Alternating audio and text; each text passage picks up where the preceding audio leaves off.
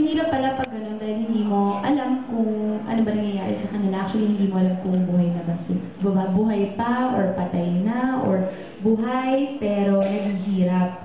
So, mahirap po both ways sa kanila and para po sa mga naiwan dito sa Manila. So, we are very, very grateful. Kami pong buong pamilya na wala pong masamang nangyari sa lola ko and sa uncles ko and also my pamangkin. And because God is good, they're home with us. So, masaya po ang Pasko po. Okay, for Paolo and Jaina again, first time mo ba ma-pair with each other? First perfect one.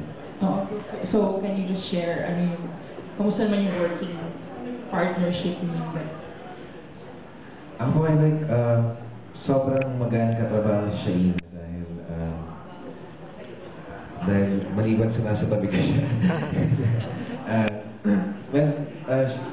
Alam naman natin na mahusay siya ngayon ko lang siya nakatrabaho, ngayon ko rin napatunayan na kung gaano siya ka-professional, gaano siya kadaling katrabaho. Kumbaga, yung minsan kasi madami rin kasi kami mabibigat na eksena dito, mabigat dahil mabigat emotionally. And masasabi ko na malaking part si Shaina kung bakit ko nabigay yung mga nabigay ko dito sa mga eksena. Ina? Ako po, actually walang workshop na nangyari. Not even any bonding session. Talagang salang kami agad at mag-asawa po kami agad. At mabigat agad yung eksena. So, parang ang ina-expect ko is mahihirapan akong umarte.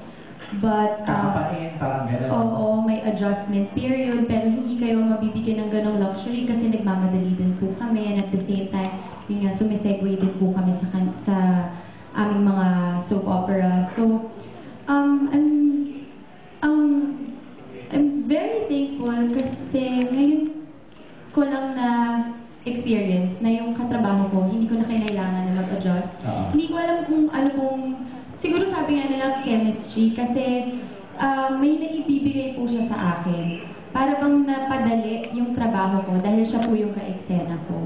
And wala na, alam naman din naman po natin lahat na magaling I'm not saying this because katabi kita.